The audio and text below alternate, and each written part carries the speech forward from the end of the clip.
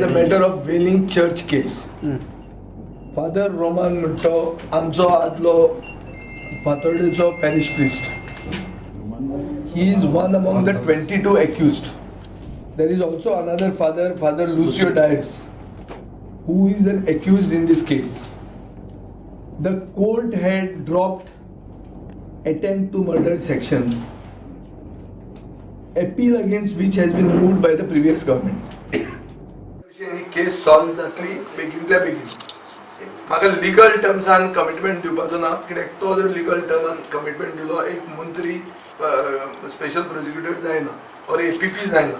I don't want to speak as Father Roman and the 22 people, and we will take a side that is pro them. I am speaking on behalf of Goa Forward as also as the Minister of the Government Cabinet.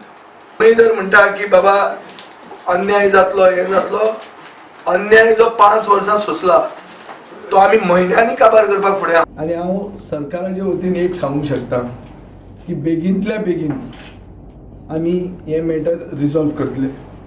हे attempt to murder section आसून 22 लोकांक आनी 1,500 unknown लोकांक त्रास जाता.